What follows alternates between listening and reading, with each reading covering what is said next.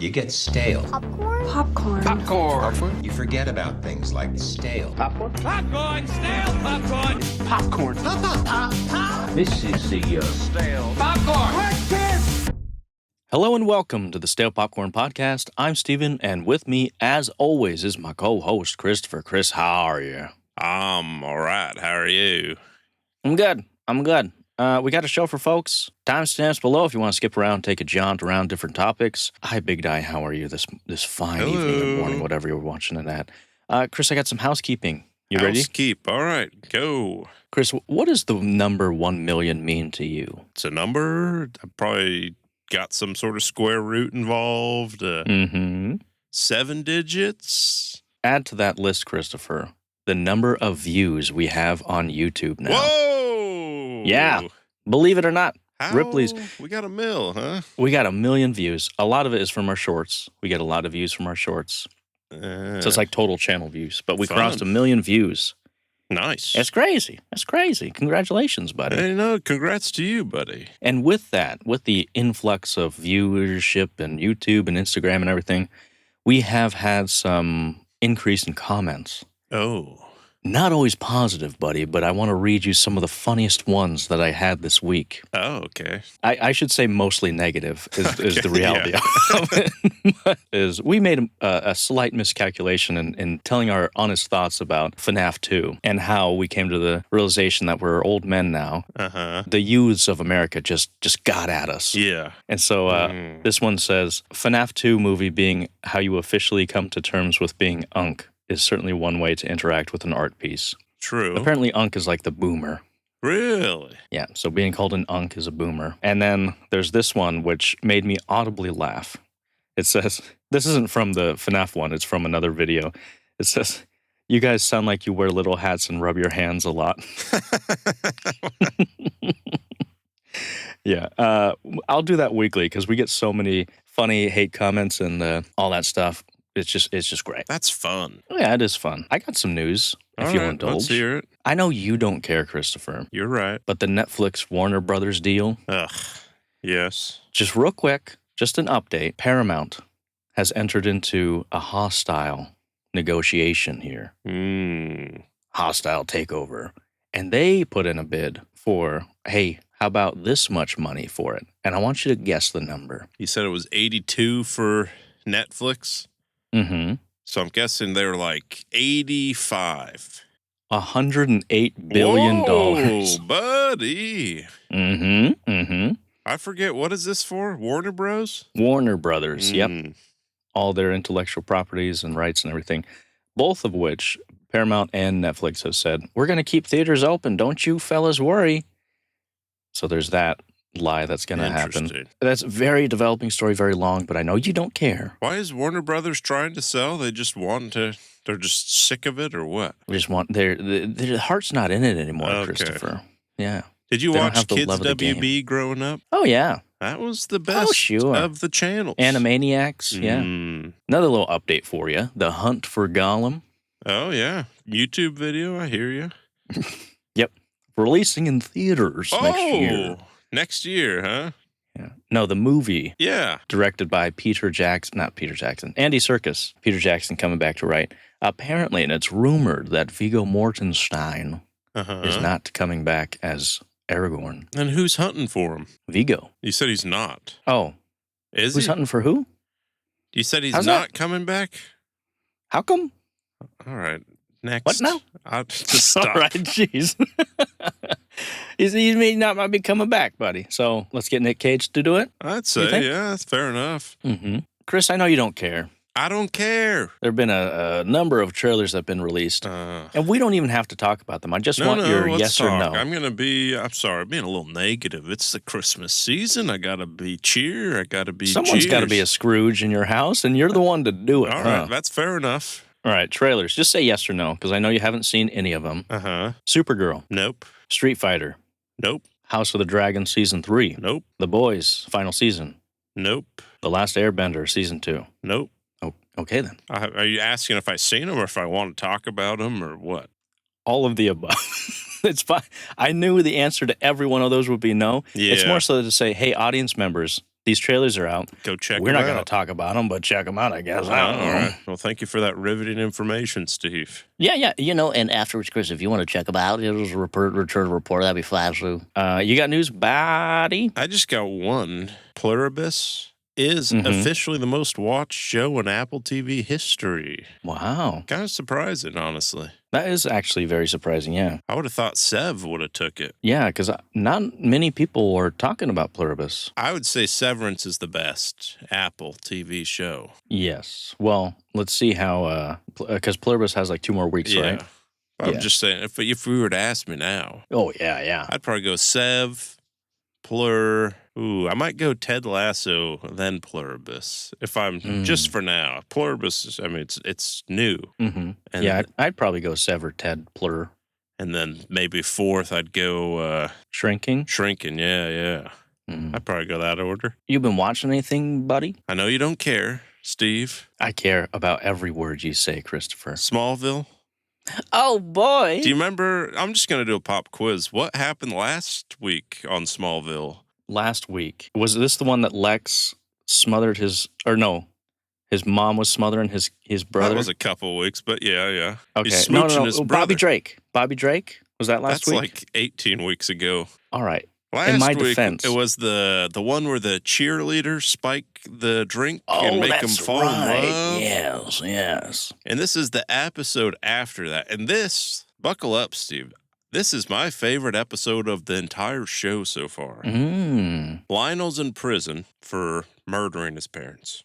Mm-hmm. He gets a new cellmate, a smart guy. Ding, ding, ding. We get Jim Rash. Is that his name? Oh, nice. He's like some smart guy who got thrown in prison somehow. But they find some artifact thing. I don't know how it got smothered in there. Basically, you hold it and you touch someone, you swap bodies, Parent Trap style. Mm. So he says, Lex, come visit your daddy here. And Lex goes in the prison. Clark, because it's some sort of, Krypton something. Whenever the plot needs it and they need Clark to be there, his ears will just start ringing and then he runs to it.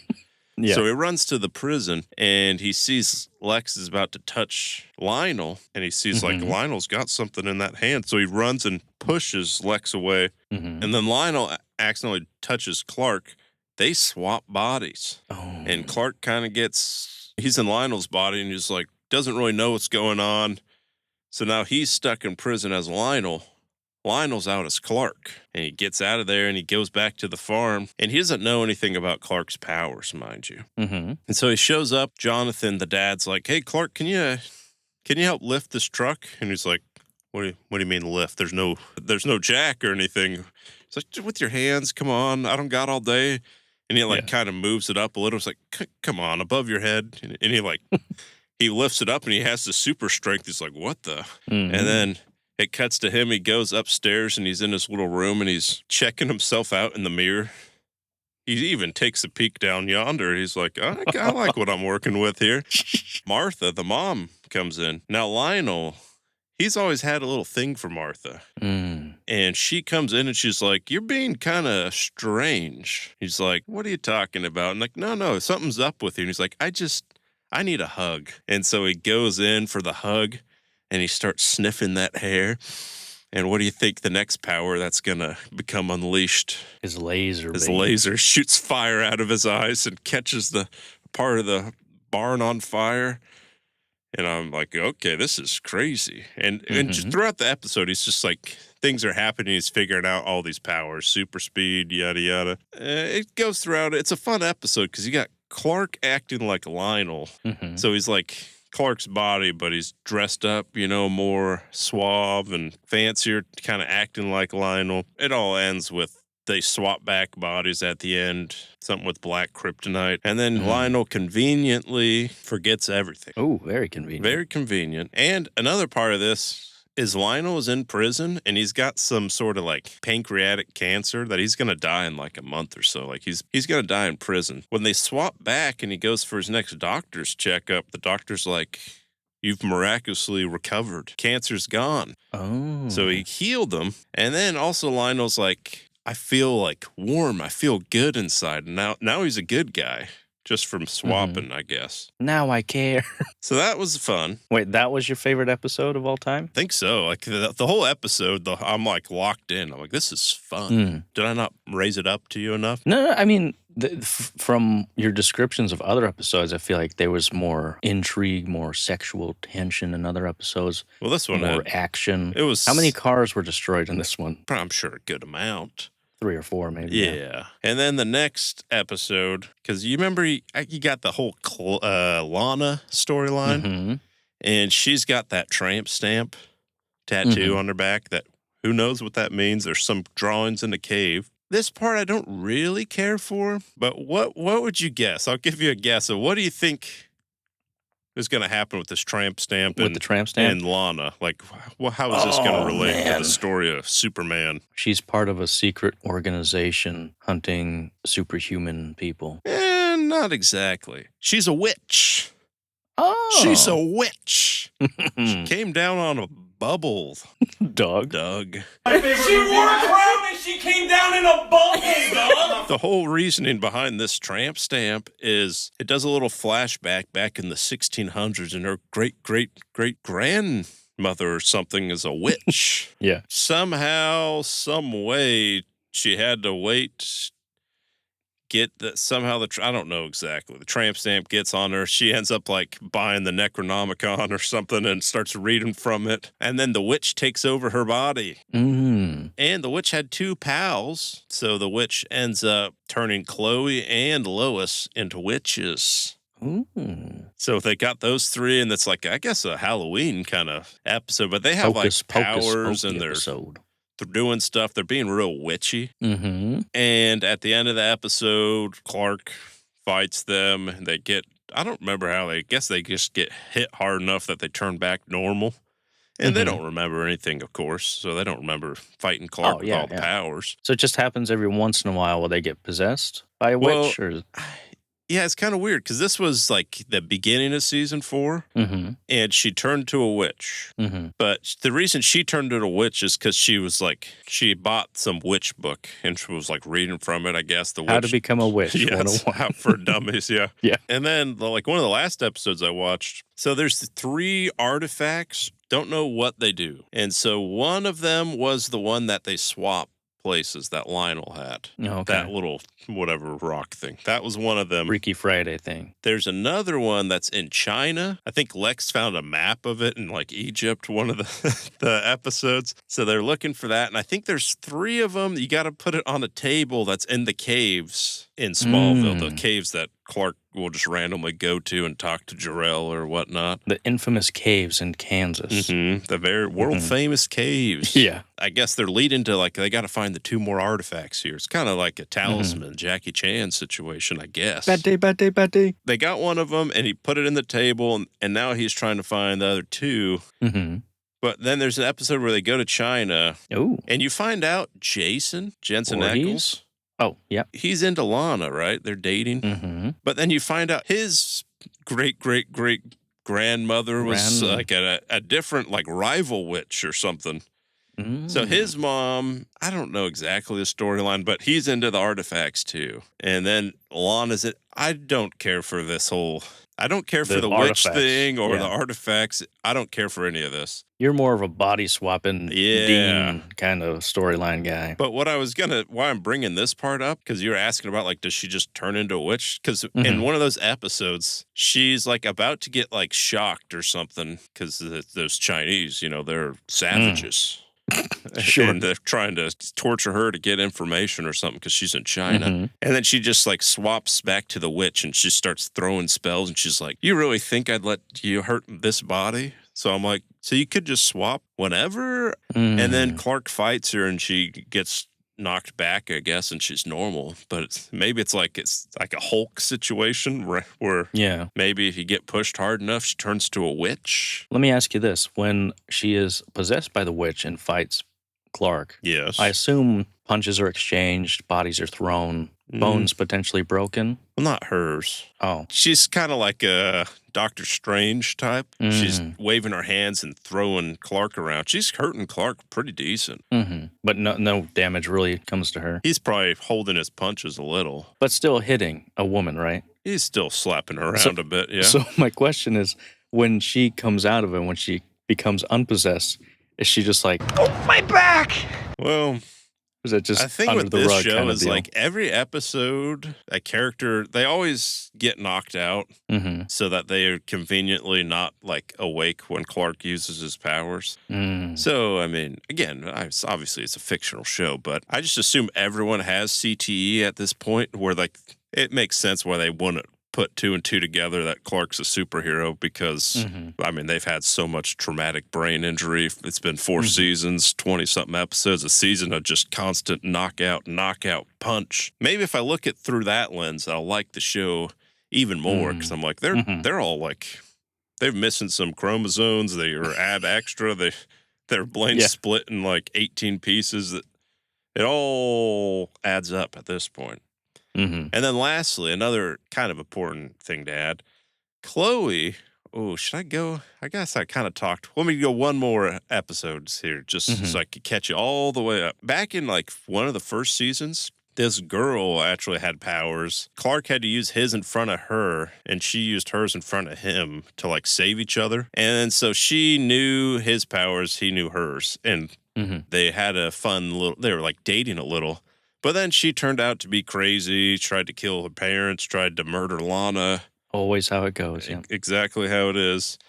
And so she gets sent to like the psych ward. This season, she comes back and she's like, I got a bracelet where I can't use my powers. I'm all healed. I'm normal now. Her and Clark, they kind of hit it off. He's into her again and they start dating. But everyone in Smallville, I mean, it's a Smallville here. They talk. They're like, hey, remember? Like, Lana's a little mad. Like, she tried to murder me, like, last year, right? And he's like, yeah, she's changed. They're all, like, against her. And someone gets attacked. I think Lana gets attacked, almost murdered, and everyone just assumes it's her. And Clark's he's acting suspicious, too. Like, was it her? I don't know. And then you find out it wasn't her. The guy, there's someone else that did it, but he ended up just, like, killing her by rope and hanging her, and she just dead. I was like, geez. Goodness. So Clark's a little bummed out about that. Just a little bummed out. Yeah. He's a little, perturbed, I'd say. But as part of that before, because she was getting mad at Clark, and the main thing with her, she was like, I'll never tell anyone your secret. That's my dying grave. So even though Clark threw her in like the crazy place, she never told anyone. Literally, it was a 2-part episode. The first part, she uses her ability to block a bullet, even though it wouldn't hurt Clark, just so they wouldn't know Clark's secret. So she's very adamant, like, no matter what, I love you. I'll protect your secret to my dying grave. And then the next episode, she gets a little mad at Clark. So what does she do? She tells Chloe the secret, and she shows her. She's driving the car. You'll never guess what happens here. She's driving the car with Chloe, and she calls Clark like, oh, the car won't stop. I'm driving 60 and on this road here. And then she touches Chloe. They teleport out, hide behind some trees, and it's just the car going. Clark super speeds up. Car, I'm sure, wrecks. He catches it. So she sees him like super speed, super strength. So she knows he's a freak. His power. But he doesn't know that she knows. So now every episode, it's kind of getting a little annoying at this part. But she's like, you can always tell me anything. Oh, secrets, they really hurt the soul. And now we got that whole thing. So she knows, but he don't know that she know. You caught up here, buddy? Yeah, you threw a lot at me. So I hope you all remember this next time. Get offended next week when you're like, what happened, Steven? And I'll be like, I take 30 seconds to remember what No. You remember everything. The mountain of lore you just threw at me. I'm going to ask you next week what happened. You're like, was that the one with Bobby Drake in it? I'm like, you freaking I will say that idiot. just to annoy you. Listen, man, Is that the one with Amy Adams eating stuff? At least I remember something. That's all right. Good enough here. No, you're All good. right. You got something here? I ain't got but the main feature. You got more? I got another movie. I actually saw this last week, and I forgot to talk about it. Mm-hmm. It's called 100 Nights of Hero. Is this a newer? movie. I have never heard of it. It was a Mystery Monday. Oh. I would never watch this on my own accord. Sure. It's got the Professor X's sister from Deadpool, the bald villain. Yep. Mm-hmm. And She was it's in got The Crown. the girl from Longlegs. I think she's the one from It Follows. So the plot of this is they're in this, like, I guess 1800s, 1600s, something different world where they all worship this bird god. And it's a very man-shaped, man-driven world. Sure. And women, they're not allowed to read or else they're considered a witch. Mm-hmm. It's a very feminist film. Mm-hmm. Like, you could tell it's from a female Writer who hates director men. trying to, hate the men here. Oh, okay. The plot for this, the main girl, who cares what her name is, she is married to some guy, and they're like, why aren't you pregnant yet? She's like, we're still trying, and it's been, I don't know, a few months, a few years, who knows? And they're like, if you don't get pregnant within 100 days, you don't want to know what's going to happen. They're probably going to kill her. Mm-hmm. And then you find out, like, oh, her husband doesn't want to sleep with her. He's never slept with her. He's gay, or very incentivized that he's gay. She's like trying to, hey, can we? I don't really want to die here. And he ends up, he's like, I'm taking off, gonna go visit something. One of his buddies comes, and I don't really know if he wants the guy to sleep with her so she's pregnant so that, keep the whole scent off the gay trail. I don't really know what the vibe is, but the whole movie is like, there's the princess, I don't know if she's a princess. She's some sort of, the wife of something is Longlegs girl. And then Professor X's sister, do you want to, whatever her character's name is, she is the maid. And she's kind of got this, there's kind of this lesbian love thing there. But then you got the Duke guy's friend that's staying there, and he's trying to bang the Duchess. I don't know what any of their ranks are, but it's kind of this weird thing. And that's like the whole movie. It's 100 nights. Mm-hmm. You find out, it's a bad movie. Yeah, I'm never going to watch it. This is one of the worst movies. It's going to be in my bottom 2, 3, 4. Definitely in my bottom 10. But yeah, you find out the nurse, or the waitress, what are they called? The women helper? Duchess? Maid. The maid, that's what it's called. She can read. Oh. And write. Oh. Which means she's kind of a witch. Oh. And she tries to get with the girl, and she tries to, it's a mess. I don't like it. Not my kind of flick at all. Soap opera-esque drama. Yeah. Yeah. So terrible. Mm-hmm. I'm giving that a 3 out of 10. Is that your lowest of the year? It's not as bad as Hurry Up Tomorrow. Okay. The weekend one. Yeah, I mean, I never even heard of it, so I probably wouldn't, but. Yeah. Mm-hmm. How about you? You watch anything? I did see something. I saw a super advanced screening. I'm not at liberty to say what it is, but I will tell you my experience real quick if you indulge me. So you get there early, and it's one of those where you have to sign an NDA, and then they take a picture of you with your license, and you lock your phone.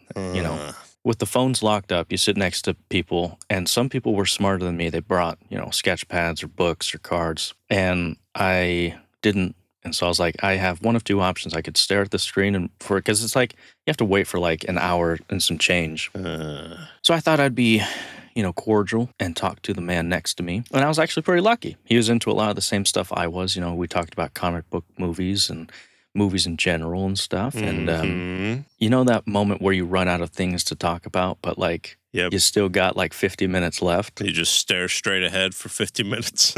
Yeah, pretty much. And like I would like lean over to him and like, try to get the conversation back up again. And this guy was really nice, but like, he's one of those where whatever he says was fact. It was gospel. He's like, yeah, I really like this new Superman, the Zack Snyder one. I hated that one. And Zack Snyder ruined the DC because he cast Jared Leto as the Joker. And I didn't like the Joker in the Superman movie. Part of me was like, I did correct him. I was like, well, actually Zack Snyder didn't cast, just like little things. He's like, no.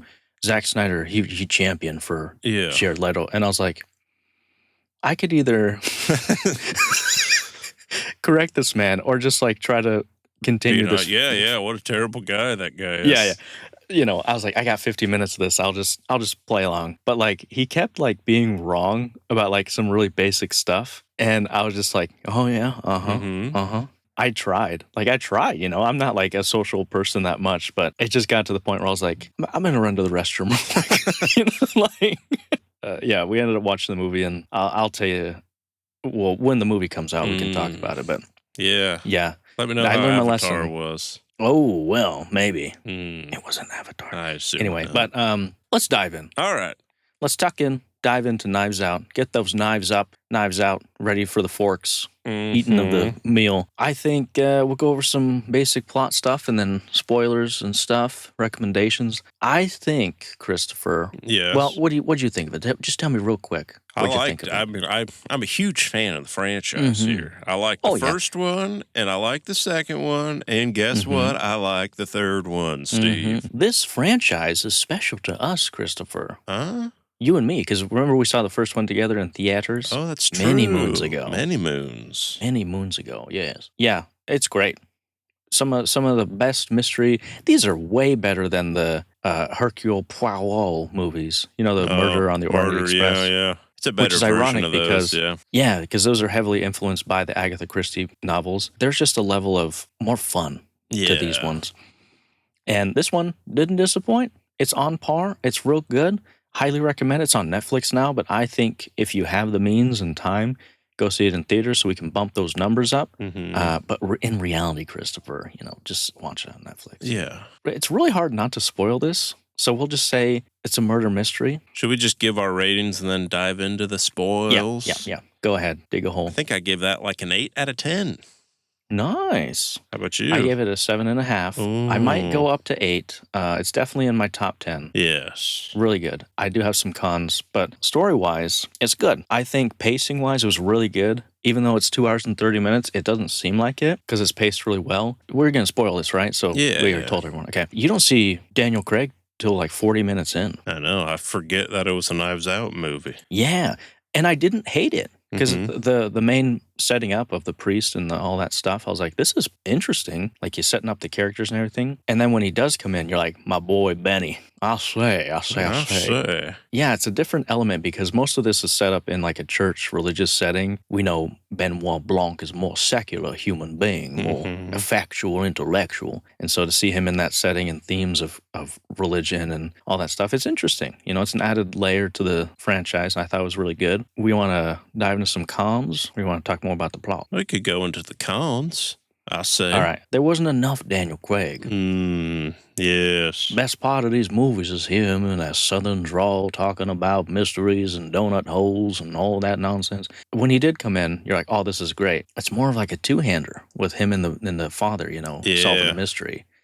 And I like the ones where it's like him in charge, you know, and spoiler, at the end, he doesn't have his, here's what happened, you know, lays it out, which I guess it's different and fun, but I like those are the best parts of a murder mystery is when you see the detective laying it out for you. You didn't get that, which is fine. It's not a huge deal. And then my other con is the secondary characters were pretty weak compared to like the first Knives Out. You know, your Chris Evans and all the other ones, Jamie Lee Curtis. Yeah, all of them. They're characters. Like, you know them, and, you know, the motivations are more clear as to why they might kill the old man. Even in the second one, you know, Kate Hudson and Helen and Duke and all them. You're like, okay, I know them. This one, can you tell me anyone's name? Jeremy Renner's name? It was like a girl name, I remember. Oh. Dr. something, Nate something.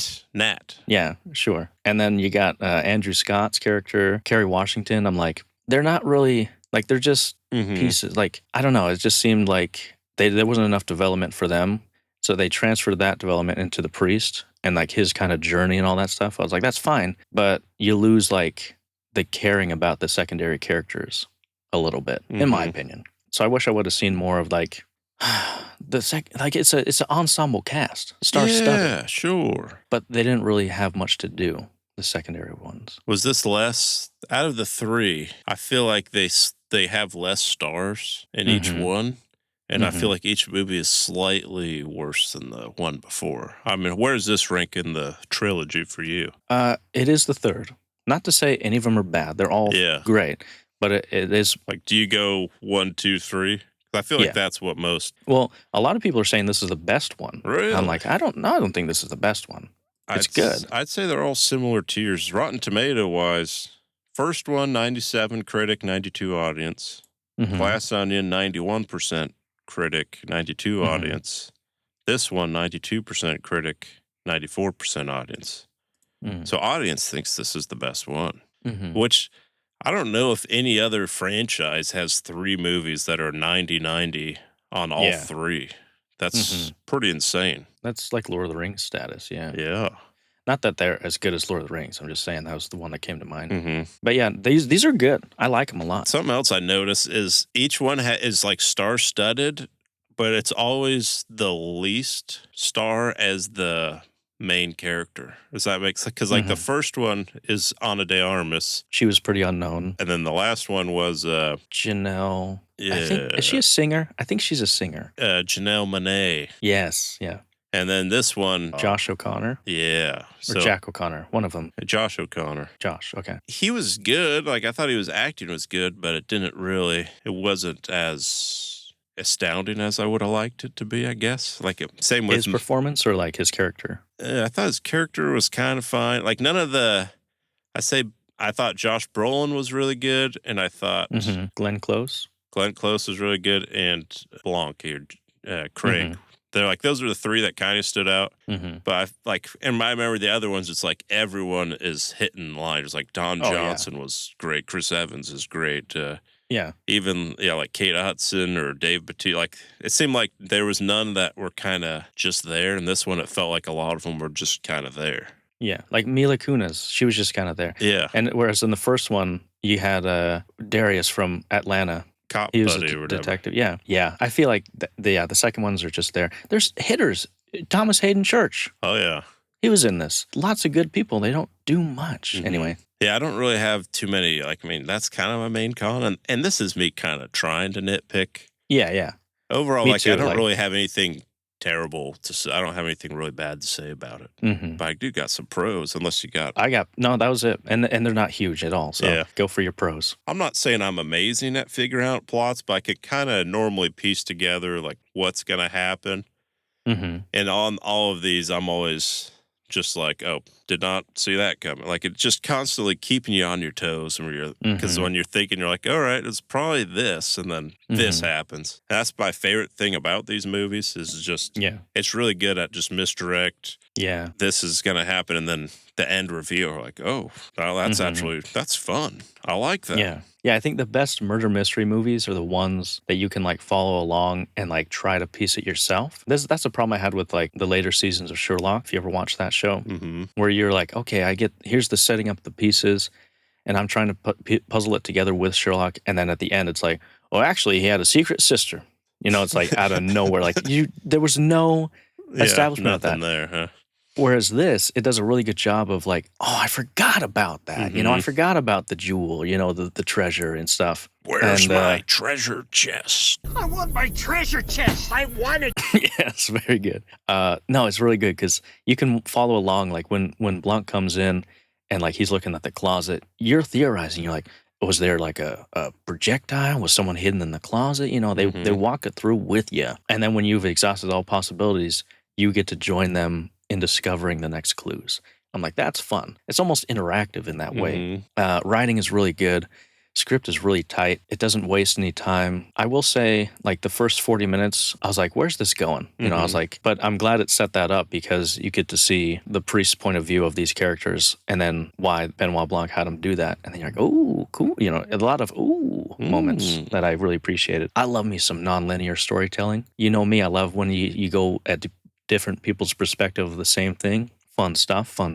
The camera work. There was some, I know you don't care or didn't notice. There was some fun camera work where I was like, yeah, let's get that crane shot. Let's get that dolly in there. You know what I'm saying? That made it much more exciting. Where if you just have a normal coverage of A, B, and then you just kind of static camera, it doesn't have the same effect as when you see Josh Brolin on that pulpit and then it comes craning into his face and like, it just, adds the extra emotion you need. There's also some fun shots where you see Thomas Haden Church talking in a garage, and it's like 100 meters back, and then it keeps zooming in, almost like you're creeping on this conversation you're not supposed to hear. Things like that, I'm like, that's cool. I like that camera work, that it almost adds to the story of you being in a situation where you're not supposed to be, kind of deal. It's great. It's great. I love it. Yeah, what else they control the sun. They make it dark and bright and dark and bright. That was fun. When they're talking about like not faith, and very cool scene they had there. There was one scene where the lady's destroying the church when it's all red and rainy, almost like a comic book frame, you know? I was like, that's cool. Mm-hmm. And then she punches that girl in the face. Yep. And she's smiling, the kid. And Yeah, I like these kind of movies where it's like, it's not a straight comedy, but it's just a lot of chuckles throughout. We're like, that's a good one, huh? Yeah. Josh Brolin shaking his hand after his first confession. Thank you. Yeah. Oh, that was funny. That bit where the brother's like, when we part of the build an empire with him, you're like the Rebel Alliance. He's like, yeah. A lot of fun Easter eggs with Rian Johnson and stuff. Yeah, no, it is fun. Doesn't take itself too seriously, but when it does take itself seriously, it's like, that's the moment you need to be serious. And it's great. It bounces a lot of good themes. I think that's it. Yeah, that's all the pros I got. It's fun. It's real good. I'd say recommend, go see it. Tell us what you thought if you had seen it. If you agree with our rating, let us know. And comment below what things you're looking forward to next from us. What you got, buddy? That's all I got. But that's me too. Follow us on Instagram, YouTube, everything else. Farmers Only, Black People Meet. But thanks for listening. Have a good week. Bye. Popcorn. Pop. This is the Stale. Popcorn. Popcorn!